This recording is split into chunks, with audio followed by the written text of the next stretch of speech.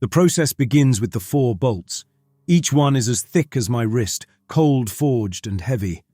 My hands know the sequence without thought. Turn, listen for the deep clank of the threads engaging, then give it another quarter turn until the metal groans. 4 bolts for the primary chamber door. The kiln, what High Command calls a mobile asset denial unit, is the only honest thing on this rock. Bastion Primus, the fortress we live and die in, is a tiered tomb of plasteel and ambition. But the kiln doesn't lie. It is a hulking, treaded machine of scorched metal and thick plating. And it does exactly what it was built to do. Its work is final. "Pressure in the green, Orin," Beck says, his voice a little too tight. He's my junior tech, a boy who still has the softness around his eyes. He hasn't been on Grimhold long enough for the place to scrape him down to the bone. I glance at the gauges. The needles are steady. Acknowledged. My eyes do a quick scan of his gear, the way a mechanic checks for a loose fitting. His posture is off, his weight shifted too far back on his heels. A system flaw. I make a mental note. We're out on the slag plains, a landscape of grey dust and shattered rock. Above us, the cinder is rising. It's our star, a dead white dwarf that gives off no heat, only a pale, surgical light that carves unnervingly sharp-edged shadows from every surface. This is the light the reclaimed prefer. They are the enemy we've been fighting for centuries, a soulless tide that swells its ranks with our own dead. When they kill a soldier, the body gets back up, its eyes empty, its movements wrong. They become reclaimed. So we have the cleansing fire. It's our most sacred and sickening duty. We burn our own. We deny the enemy their raw materials. The payload for this cycle is 3.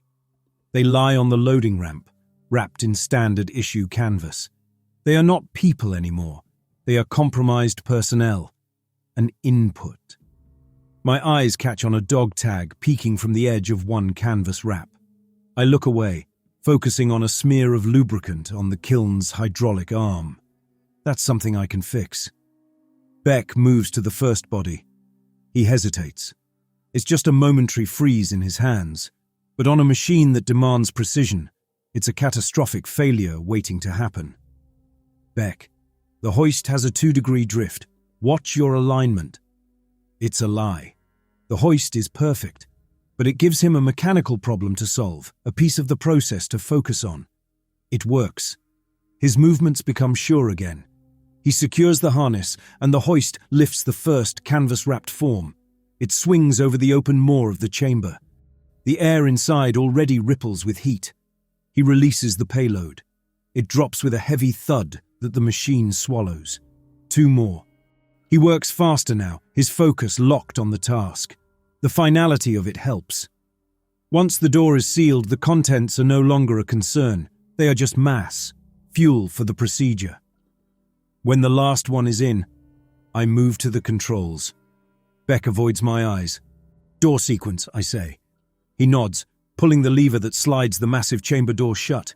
It closes with the sound of a tomb sealing, deep and absolute. I turn the bolts. 1. The metal clangs. 2. The deck plates vibrate. 3. A high-pitched squeal from the gearing. 4. Silence. "Initiate cycle," I command. I press the activator. The kiln shudders as its core ignites. A low thrum builds into a roar, a sound that feels like it's trying to tear the air apart. The radiant heat pushes against my face, even through the thick plating. Inside that chamber, the temperature is climbing to 3,000 degrees. The output will be ash and bone fragments. That is all. It's a process. It has to be. If I let myself think about the faces, about the names on the tags, about the fact that they were laughing in the mess hall 6 hours ago, that is a system overload I cannot afford. Back in the bowels of Bastion Primus, the air is thick with the scent of machine oil. There are no windows here. The only light comes from long strips on the ceiling that wash everything in a flat, clinical glare. We park the kiln in its bay, the metal ticking as it cools. Beck keeps his back to me, Running diagnostics he doesn't need to run. Get some rations, I tell him. I'll handle the post-cycle. He just nods and disappears down the corridor, his footsteps quick on the metal grating. Alone, I begin my own ritual. I take out my personal tools and wipe them down with a clean cloth, even though they are already spotless. I wipe down the control panel, polishing the gauge glass until my own distorted reflection stares back. When the work is done, I find a quiet corner of the maintenance bay, shielded from the main walkway by a bank of converters. From an inner pocket of my fatigues, I pull out a small spanner wrench. It's not standard issue. The steel is darker, hand-ground. With a two-pronged head, I shaped myself to fit the hydraulic couplings on the big cultivators back on Meridian. Before I was conscripted, this tool was an extension of my hand. My fingers find the worn spots in the grip. I close my hand around it, and for a second I can almost feel it. Not the lingering heat of the kiln, but the fine, cool mist from the hydroponic sprayers. The memory is thin, but it's there. A world where my job was to fix things, to keep life-giving systems running. A sharp clap of boots on the deck jolts me. I slide the wrench back into my pocket before Lieutenant Theron Hawke rounds the corner. His uniform is immaculate, his jaw so clean-shaven it looks polished. In a world of grime, he is an anomaly of order. "Morton," he says. His voice is low, forcing you to listen. "Sir." His eyes scan the kiln, then me. It's an inspection, not a greeting. "Flawless cycle. Your unit continues to set the standard for asset denial." He uses the official term. He always does. "The reclaimed can't use what they can't touch. You do vital work." "Just following procedure, sir." He gives a stiff nod, a gesture of approval for a component that is functioning within specifications. "See that you continue to do so." He turns and walks away, his presence lingering like the air from his command center. He sees a perfect cog in his machine. My shift is over. I leave the noise and the lingering heat smell of the kiln bay and head for the mess hall, navigating the cramped corridors by instinct. The goal is simple: acquire a ration pack, find a quiet place, and shut down for the cycle. The mess hall is a cavernous space, always loud, the clatter of trays and 100 conversations creating a dull roar. I keep my head down and join the line, another grey uniform among hundreds. As I shuffle forward, I pass a table of infantrymen, their armour scuffed and still dusted with the pale grit of the plains. They're from the 4th platoon. I recognise the markings. They're leaning in close over their trays, their voices rough. I'm not trying to listen, but a single phrase cuts through the din. "It wasn't just the uniform," one of them says. "It had Jin's face." My hand, reaching for a ration pack, freezes an inch from the foil wrapper. The words lock something in my spine. I don't turn my head. Don't make it obvious, but my attention is entirely on them now. Another soldier, older, with deep lines etched around his eyes, shakes his head slowly. "They all have our faces," he murmurs, his tone flat and dead as the cinders light. "That's the whole point." A third man, younger, just shoves a spoonful of paste into his mouth and says nothing. "It's a thought I've pushed down 1,000 times. Every soldier has. You see the reclaimed move, see the tattered remains of a human uniform on their shambling bodies, and you know. But it's a formless knowledge, a ghost you refuse to look at directly. You don't give it a name. You don't speak it aloud. These men just did." The older soldier must have sensed my stillness. He glances up and his eyes lock with mine. There's no hostility in his look, just a weariness that goes down to the bone. The conversation at their table dies instantly. The silence from that one spot is a hole in the fabric of the room, more powerful than all the surrounding noise. His gaze holds me for a second, a silent, grim acknowledgement. "You heard. Now forget it." I break eye contact, grab a ration pack and turn away, walking faster than before. The words follow me. "They all have our faces." They aren't just a rumor anymore, not a fleeting thought. They are real, spoken, a shared forbidden truth in a room full of men pretending it doesn't exist. I find an empty corner in a transit hub and sit with my back to the wall, but I don't eat. The words hang there, a new variable in a process that has always been brutally simple. The feeling doesn't go away. It stays with me for the next 3 days. The whole Bastion feels it. A change in pressure, a new sour note in the endless thrum of the life support systems. The whispers I heard in the mess hall are no longer isolated. They've become a sickness in the air. It's not just barracks gossip anymore. The word is that the breach came from high command itself. Some data officer with a conscience, or maybe just a death wish, leaked a single classified file before he was put down. Now the contents of that file are spreading through the lower decks like a contagion. The reclaimed are not alien. They are us, from the future. A final, horrifying evolution of humanity that has come back to erase the past that created them. Their war isn't one of conquest. It's a paradoxical suicide. The idea is so monstrous, it should be impossible to believe. But it isn't.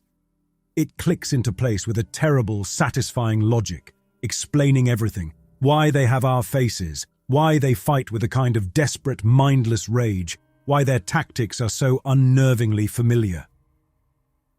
I hear the phrase from a maintenance crew working on the ventilation shafts.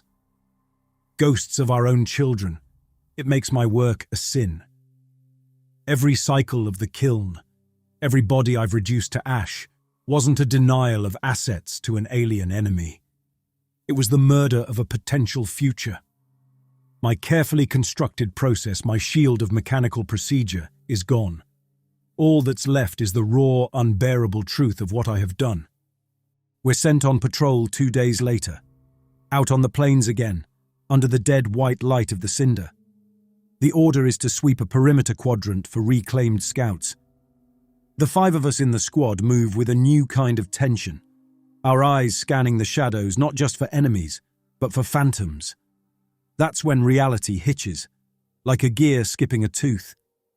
We're taking cover behind a ridge of shattered rockcrete, the ruins of some outpost. A trooper named Kurtz is crouched about 10 feet to my right.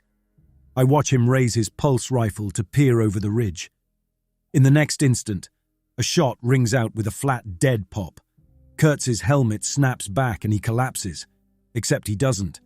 He's still there, peering over the ridge.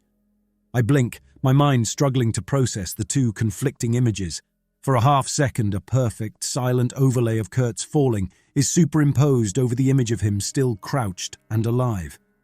The phantom Kurtz hits the ground and vanishes, a ripple in the air like heat haze. No sound, no impact. Just a visual echo of something that hasn't happened yet. Kurtz lowers his rifle, oblivious. "See anything?" he asks. My throat is dry. No. Nothing. My own voice sounds distant, like it's coming from someone else. It's a temporal echo, one of the causal scar's side effects. The name High Command gives to the wound in time we're all fighting on. They're usually just flickers, a sense of déjà vu, but I've never seen one so vivid, so specific. A glitch in the system showing me a future death. 10 minutes later, as we're pulling back, a reclaimed sniper fires from a distant tor. A single flat pop. The shot hits Kurtz exactly where I saw it happen. His helmet snaps back. He collapses. The sound he makes is real this time. The stain that spreads on the dust beneath him is real. And the image is burned into my mind. A perfect match to the silent phantom from before. We grab his body and retreat. The cleansing fire now a certainty. Back in Bastion, Primus, Lieutenant Hawk assembles the company. He stands before us on a raised platform in the briefing hall, a figure of absolute control. Prefect Octavian, an officer from the Internal Affairs and Morale Division, stands just behind him, a silent, immaculate observer whose presence makes the air feel thinner. "There is a story going around," Hawk begins, his voice cutting through the tense silence. "A fiction, a piece of hostile intelligence designed to psychologically cripple our forces. It is a mimetic virus, engineered by the enemy to make you hesitate, to make you doubt. He lets that hang in the air. His eyes sweeps across us. Let me be clear. The thing we fight beyond these walls is not human. It is a Xenos threat that wears the flesh of our fallen as a mockery. Any soldier caught propagating these seditious rumors will be subject to summary judgment as an ideological threat. Your duty is not to question. Your duty is to fight and, when necessary, to perform the asset denial that keeps us all alive. Do not let a ghost story lose this war for us. His eyes find mine in the crowd and hold them for a second too long. He doesn't see a grieving technician. He sees a failing component. He sees the doubt I'm trying to hide, and he misreads my horror as insubordination. The assembly is dismissed. The soldiers shuffle out, their faces grim, their shoulders hunched. The speech didn't kill the rumor. It just forced it underground, making it more dangerous. I need to find Beck. I need the simple, unspoken quiet of our working partnership. A return to the purely mechanical.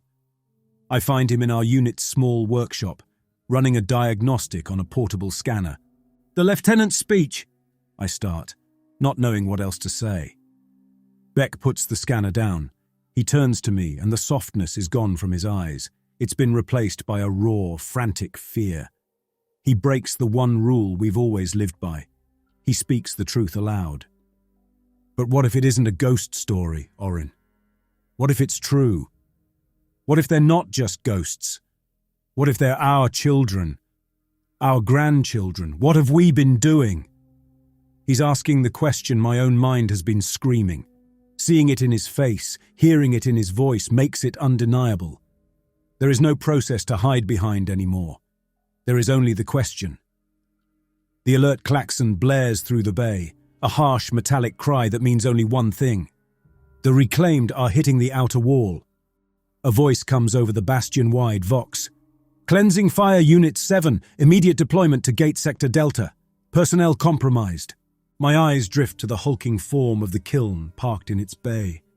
Its familiar shape, once a source of grim comfort in its honesty, now looks like a monstrous altar waiting for a sacrifice. And for the first time, the thought of turning its key, of starting its cycle, feels like pulling a trigger aimed at my own soul. Beck looks at me, then at the kiln, and a visible shudder runs through him. The order is an answer of its own, a brutal mechanical command that doesn't care about our questions. "Gear up," I say, my voice sounding like gravel being scraped across concrete. I move by instinct alone, my body running through the pre-mission checklist while my mind is a static storm. Gate Sector Delta is a charnel house. The cinder casts everything in stark black and white, a world of harsh outlines and absolute voids. The reclaimed came over the wall in a wave, a scrambling tide of bodies. Our defenders threw them back, but not without cost. The ground is littered with the still forms of the fallen, both ours and theirs. It's hard to tell the difference until one of them tries to get back up. My squad moves through the carnage, our job to mop up. An infantry team provides cover, their pulse rifles making sharp, snapping sounds in the air. The real danger isn't the reclaimed still fighting. It's the ones lying dormant, the ones waiting for the causal scar's infection to take root in their dead flesh. A corpse in a defender's uniform twitches. Its head turns with a series of frictionless jerks. One of the infantrymen puts a round through its helmet without a word. This is our work. This is the front line. Not the wall, but here, among the bodies. We are the final line of defense against our own dead. Beck is a step behind me, his movements stiff. He's not scanning for threats. He's staring at the faces of the fallen soldiers, his eyes lingering on each one. He's breaking the first rule of survival. Don't look. Don't see them as people. We're securing the area around the kiln, preparing for the first collection, when the battle flares again. A pocket of reclaimed, hidden in the wreckage of a collapsed watchtower, opens fire. The air fills with the whine of incoming rounds. We dive for cover. I'm behind the massive treads of the kiln, the hot metal a solid presence at my back. I see Beck make a run for the same cover, but he's too slow, his movements clumsy. A support beam above him, weakened by the fighting, gives a groaning shriek. It happens with a bizarre, dreamlike slowness. A pulse round hits the joint, but the beam begins to fall a fraction of a second before the impact. Another causal glitch. A stray thought flashes through my mind. It's not that the world is broken, it's that it's being rewritten by a sloppy editor. The heavy plasteel beam slams down, pinning Beck from the waist down. The sound is a crunch of metal and bone. He screams, a sharp sound that cuts through the noise of the battle. The fighting dies down as quickly as it started. The last of the reclaimed are put down. I scramble over to him. His legs are a ruin, trapped beneath the beam. "Orin," he whispers, his eyes locking on mine. He knows. We both know. There's no medevac that can fix this. No surgeon in Bastion Primus can put him back together. Lieutenant Hawke's voice comes over the squad's Vox channel, crisp and clear from his command post. He'd have seen the whole thing on his tactical display. Beside him, I know Prefect Octavian is watching. "Technician Morton," Hawke says, his tone precise as a scalpel. "Asset denial protocol on the compromised personnel. Now." The words are a death sentence. The system is efficient. It doesn't waste time on the dying. A soldier who can't be saved is a liability, a potential reclaimed waiting to happen. He is compromised personnel. He is an asset to be denied. I look down at Beck. The pain is fading from his face, replaced by a terrifying, lucid understanding. He heard the order. He looks at me, and then his eyes shift to the open maw of the kiln, waiting just a few yards away. He doesn't beg. He doesn't plead. He just looks at me, and in his eyes I see his final silent request, not for this, anything but this. My hands feel like they belong to someone else. My body is a machine running on old, ingrained programming. I stand up, I turn and face the kiln. Its engine is idling, the roar of its preheating flames, a sound I once found reassuring in its power, now sounds like the jeering laughter of a hungry god. My hand goes to the control panel, my fingers hovering over the sequence activator. The process is simple. I can do it. Seal the chamber, initiate the cycle, reduce it all to a clean, manageable output. Ash. But I see his face.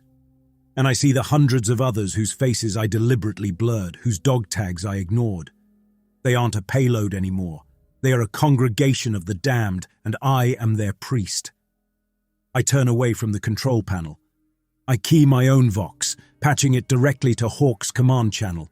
My voice is stripped of everything but a core of absolute refusal.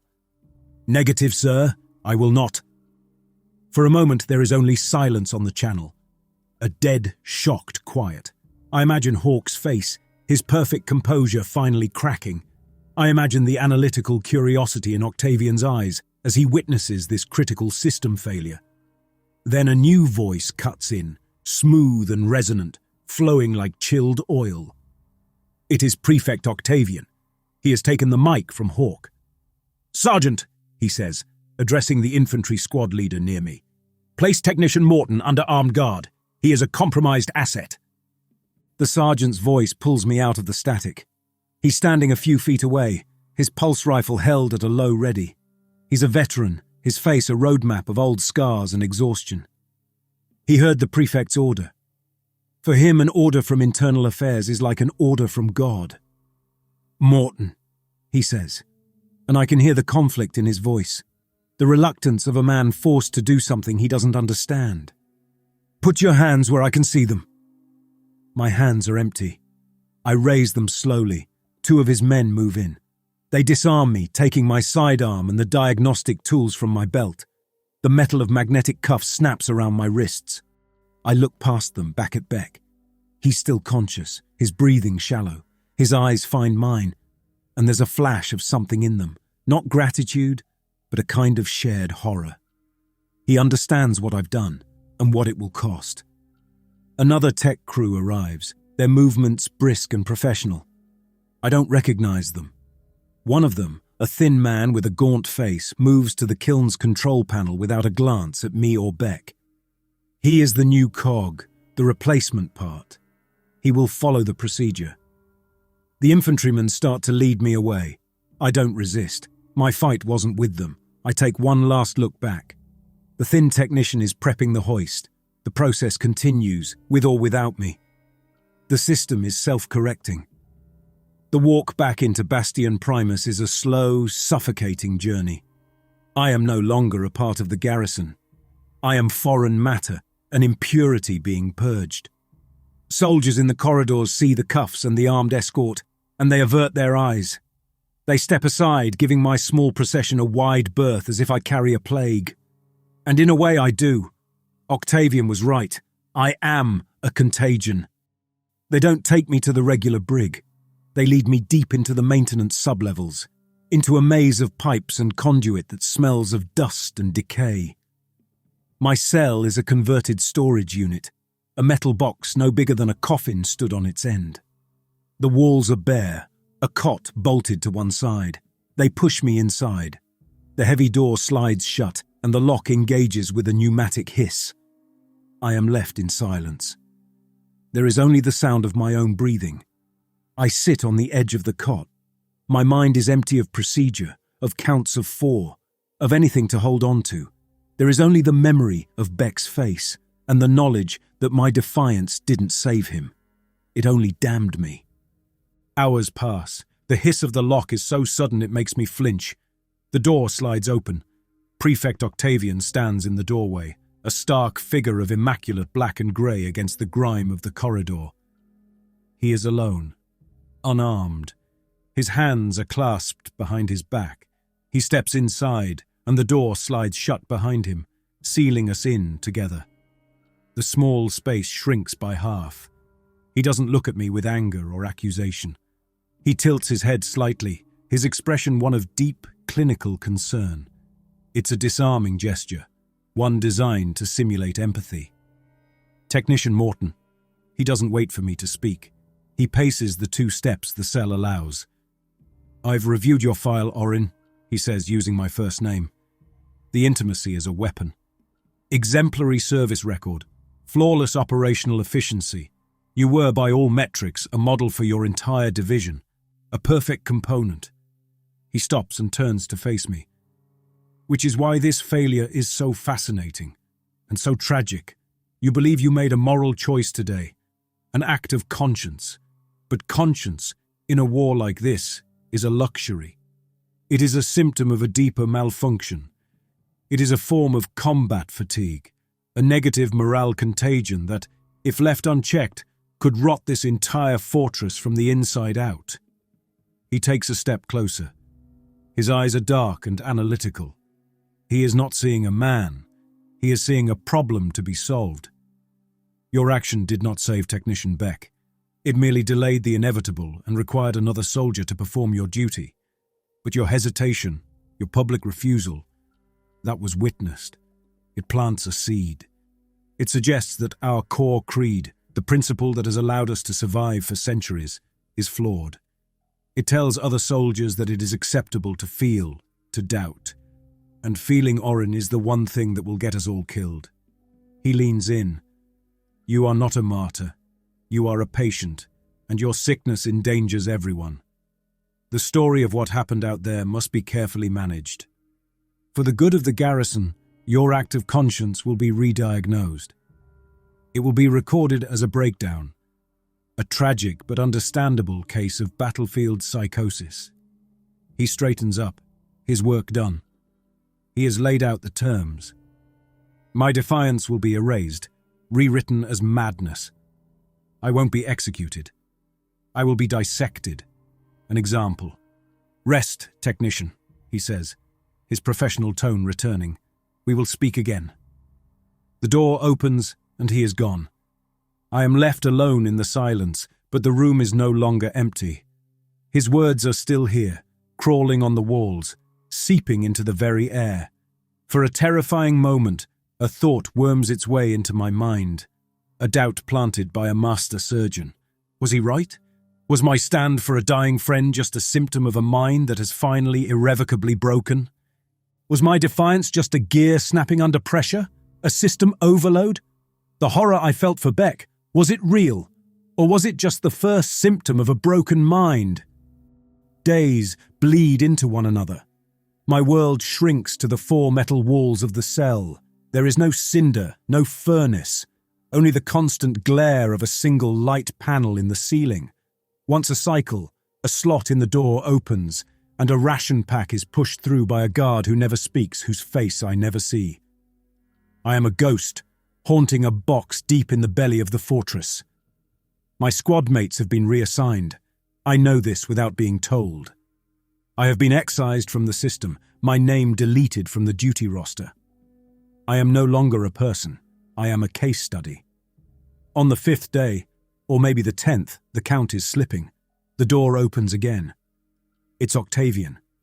"Come with me, technician," he says. 2 new guards wait in the corridor. They don't cuff me, but they walk close, a human cage. Octavian leads the way. As we move through the populated levels, the effect is immediate and absolute. Conversations die. Heads turn away. Soldiers flatten themselves against the bulkheads to let us pass. Octavian has done his work well. I am not just a prisoner. I am a walking contamination zone. He leads me not to an interrogation room, but to an observation deck overlooking one of the deep-level training simulators. Below us, behind thick, armoured glass, a new cleansing fire crew is being drilled. They are young, their movements still hesitant. On the simulator screen, they are running through the exact scenario from Gate Sector Delta. A digital representation of a wounded soldier lies pinned under a beam. "Watch," Octavian says, his voice calm. An instructor, his voice amplified in the training room, barks at the young technician. "He is compromised. He is a threat vector. Your sentiment is a liability. Perform the protocol."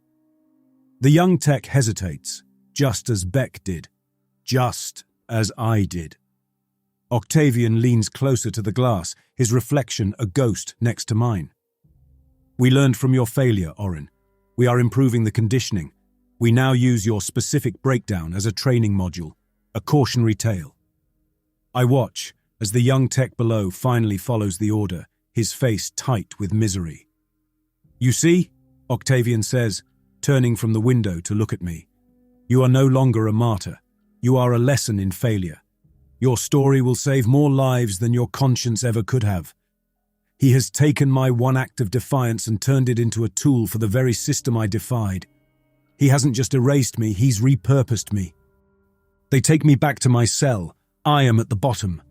A broken tool, a cautionary tale, a man whose own memories are dissolving like salt in water. There is nothing left to fight for." Later, the ration slot opens. But this time, it's a different guard. I can tell by the sound of the boots, a slight drag in the left foot. He's older. He doesn't just shove the pack through. He lingers. "Morton," a low voice whispers through the slot. I get up slowly, moving to the door. "Who is it?" "Corporal Falk.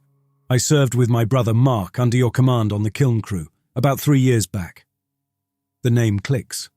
Mark Falk. A quiet kid, killed by a misfired grenade. I remember the cycle. The payload had been difficult. I'd given the crew an extra hour to prep, blaming a faulty ignition coil. A small lie. A moment of respect for the dead that no one else would have noticed. "I remember," I say. "He said you were a good man." The corporal whispers. "Said you didn't rush it. You gave them a minute." A small, insignificant act in a long line of horrors. But it wasn't insignificant to him. "Octavian has you marked for the re-education camps on Cygnus," Falk says quickly. "You'll be shipped out in 2 rotations. You won't come back from there. Not as you, anyway." There's a soft sound. It's the sound of the ration pack being pushed through the slot with unusual care. "This is all I can do," he whispers. "For Mark." His footsteps retreat down the corridor, the sound of his dragging foot fading into the silence. For a long moment, I just stare at the foil-wrapped brick on the floor. My mind is a flat grey plane. I feel nothing. I pick up the ration pack. It feels stiff, thicker than usual along one edge. My fingers find the seam and pull it open. The nutrient paste is standard, a pale, lifeless block. But tucked underneath it, folded into a tight, thin rectangle, is a single sheet of flimsy plast, the durable, paper-like material used for technical manuals. The material makes a crinkling sound in the dead quiet of the cell. I hold it up to the single light panel. The glare makes the black lines sharp. It's a schematic, a detailed cross-section diagram of a Series 7 mobile asset denial unit. My kiln. It's an old copy, judging by the frayed edges and a grease stain in one corner. Falk must have pulled it from an old physical maintenance binder. My eyes, trained by years of this exact work, move across the diagram, tracing the flow of fuel lines, the layout of the ignition chamber, the network of heat exchangers. It's a language I know better than any spoken tongue. I'm not sure what I'm looking for, but my gaze is methodical, searching for a flaw, a detail, anything. In a small, boxed-off section detailing the core's pressure regulation system, there is a cluster of secondary release valves. These aren't part of the standard operational cycle. They are buried deep in the machine's guts. And next to them, in small, blocky letters stamped in faded red ink, is an annotation I have never seen on any digital version of the plans. It's a contingency protocol from an older design, one that was probably scrubbed from official records as being too dangerous. The note is simple: emergency venting, fail-safe override. It's not an escape plan. It's not a path to freedom. But as I stare at the faded red letters on the worn sheet of flimsy plast, a new, terrible, and exquisitely precise idea begins to form in the ruins of my mind. It's an idea that smells not of defeat, but of fire. An idea that belongs to a man who has nothing left to lose and one final process to run. The idea is a clean, sharp piece of machinery in the junk pile of my mind. The schematic is its foundation, and my years of service are its power source. I spend 2 full rotations with my eyes closed, running the procedure in my head. I visualize the path from my cell to Kiln Bay 4. I map the manual overrides for the bay's blast doors. I calculate the time it takes for a Series 7 to reach full thermal capacity. I am no longer a prisoner. I am a technician preparing for his final, most critical job. The opportunity comes on the 3rd rotation. It starts with a deep tremor that runs through the Bastion. A boom that isn't artillery. It's the unmistakable signature of a section of the outer wall coming down. The real assault begins. The single light panel in my cell dies, plunging me into absolute blackness. The emergency system kicks in a second later, bathing the cell in the visceral red glow of alert lighting. The air fills with the distant, frantic cries of automated system warnings and the muffled thunder of heavy ordnance. Then comes the shockwave. An explosion, closer this time, rocks my small world, and dust rains down from the ceiling vents. In the chaotic din, a new sound cuts through, sharp and specific. It's the hiss of a pneumatic lock disengaging. My lock. The door to my cell slides open with a smooth hydraulic sigh. It isn't bent or broken. It's been opened. A figure stands silhouetted in the doorway, just another soldier in the hellish red light, his face obscured by shadow. "Give them a minute," he says. Then he's gone, swallowed by the stream of panicked personnel flooding the corridor. He was there, and then he wasn't, a ghost offering a key. The open doorway is an invitation, a clear path into the heart of the chaos. I don't hesitate. I am out. The corridor is a nightmare of red light and screaming alarms. Sprinkler systems hiss, spraying a fine chemical mist that does nothing to quell the smell of burnt wiring. Wounded soldiers stumble past me, their faces smudged with soot and shock.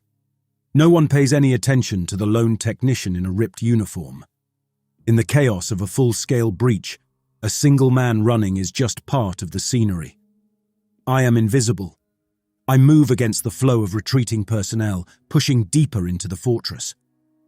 My destination is hardwired into my muscles. Every turn is instinct. Kiln Bay 4 is chaos of a different kind. It has been turned into a triage station. Medtechs hurry between wounded soldiers laid out on the floor. But the kiln itself, my kiln, sits in its berth, untouched and dormant. It's too slow, too cumbersome for a fluid battle like this. It is a tool for the aftermath, not the crisis. I vault over a gurney and make for the machine. A medic shouts something at me, but I don't hear the words. I'm already climbing the maintenance ladder bolted to the kiln's side, my boots finding their holds.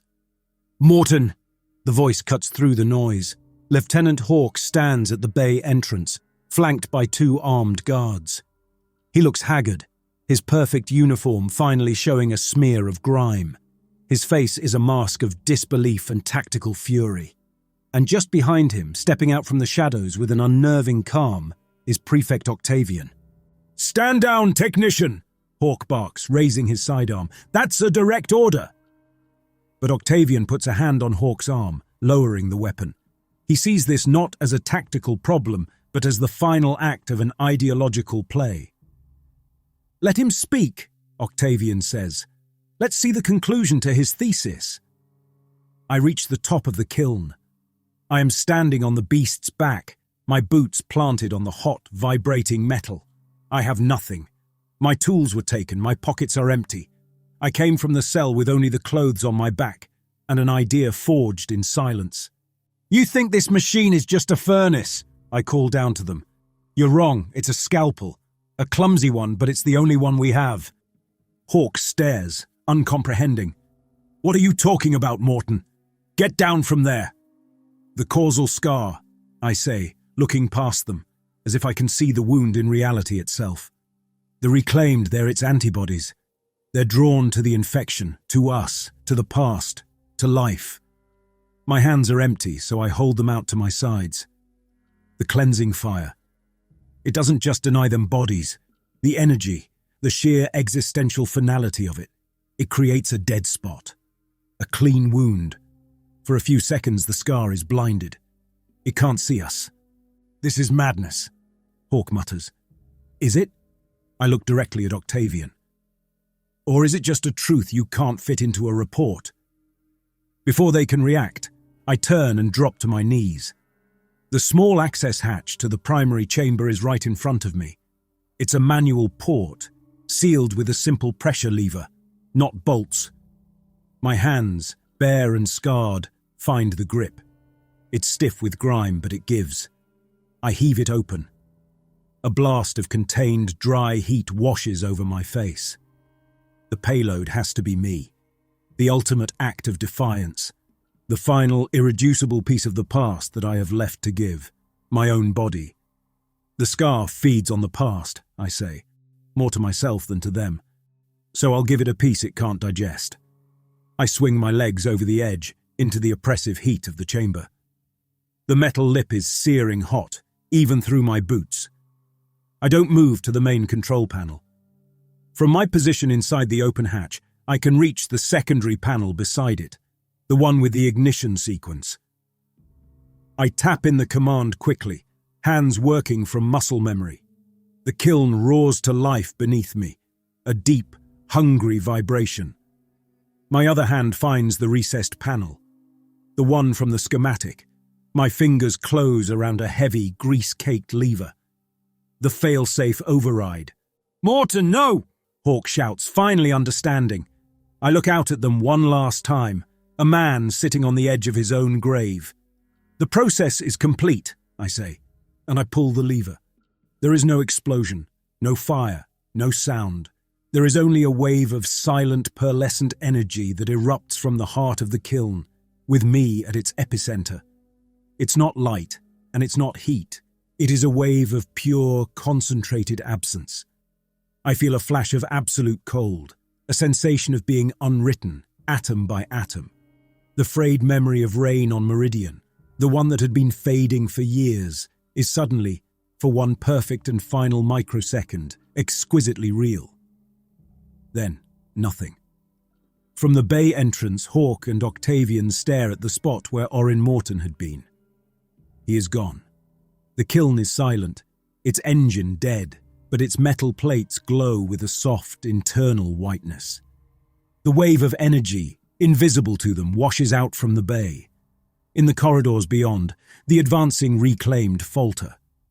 Their bodies don't fall, they dissolve, turning to grey dust and whispers of static as the wave of erasure passes over them, their connection to the paradox severed by a new, focused wound in the fabric of their war.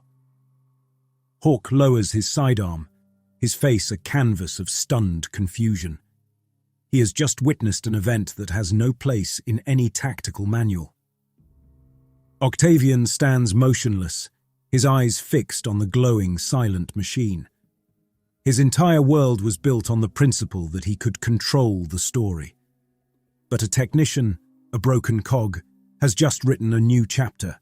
He has just performed a miracle. Or, perhaps, he has just invented a new and more terrible way to die. In the silence of the bay, surrounded by the sudden, inexplicable lull in the fighting, neither man could say which. 3 years after the Morton anomaly, the official report, authored by Prefect Octavian himself, was a masterpiece of clinical obfuscation. It stated that technician Orin Morton, suffering from acute combat psychosis, had deliberately sabotaged his mobile asset denial unit. The resulting uncontrolled energy cascade had produced a localized chronostatic field, which had, by a fortunate coincidence, temporarily disrupted the reclaimed's animating signal. The event was classified as a tragic but tactically informative accident. Technician Morton was posthumously labelled an ideological threat, his name a cautionary tale printed in training manuals. The story, as far as High Command was concerned, was controlled. But stories, on Grimhold, have a way of seeping through the cracks in the plasteel. The soldiers who were at Gate Sector Delta, the ones who saw the silent wave of white energy wash over the battlefield, knew it was not an accident. They had seen the reclaimed dissolve, not fall. They had felt the profound silence that followed. They didn't speak of an energy cascade. They called it Morton's Light. In the whispered folklore of the barracks, Orin Morton was not a madman. He was the gravekeeper, the only soldier who had ever found a way to wound the war itself. Kiln 7 was never put back into service. Technicians assigned to its repair reported anomalous energy readings, sensory glitches, the phantom smell of ozone, the sudden feeling of cool, fresh water on their skin. It was eventually decommissioned and sealed away in a deep storage bay, a silent, glowing monument to a question no one dared ask aloud. Lieutenant Theron Hawke was promoted to captain. He remained a ruthlessly efficient officer, a master of logistics and brutal battlefield calculus. But something in him had sheared off. He no longer looked at soldiers as assets, he looked them in the eye. He would sometimes pause before giving the order for asset denial, a fractional hesitation that was a universe of doubt in a man who had never known any. He had seen a variable enter his perfect equation that did not belong, and it haunted him. The clean, orderly world he had built in his mind was now permanently stained by the memory of an impossible, successful miracle. Prefect Octavian remained. On the surface, he was unchanged, immaculate, precise, his authority absolute. But he had lost. His most fundamental belief that any truth could be shaped and controlled had been shattered. Morton had created a truth that was immutable because it was witnessed and because it had worked. Octavian could write reports, re-educate soldiers, and suppress the legend, but he could not erase the event. He spent his nights poring over the sensor data from the anomaly, searching for a rational explanation that would restore his faith in a controllable reality. He never found one. He had met a ghost he could not exorcise, and the silent failure slowly hollowed him out from the inside. On the front lines, the war ground on. The reclaimed still came, a relentless tide of humanity's horrifying future. But their tactics had changed. They now gave the hulking, treaded forms of the kilns a wide berth, their mindless assault faltering with a strange, instinctual caution when the machines drew near. The cleansing fire was no longer just a grim necessity. It was a weapon. A new technician, a young man with Orin Morton's old job title, stood before the control panel of Kiln 12. It was his first cycle. His sergeant, a veteran with tired eyes who had served under a man named Falk, had given him the final instruction. "Check the pressure, run the sequence," he'd said. Then he'd leaned in. "And when it's done, put a hand on the override lever. Just for a second. For the gravekeeper." He didn't understand the ritual. No one did, not really. But it was part of the process now. As the kiln roared to life, he reached out and placed his palm on the heavy, grease-caked failsafe lever. He closed his eyes, offering a moment of silent respect to a ghost in the machine he had never known. A quiet, defiant prayer in the heart of a war that could never be won.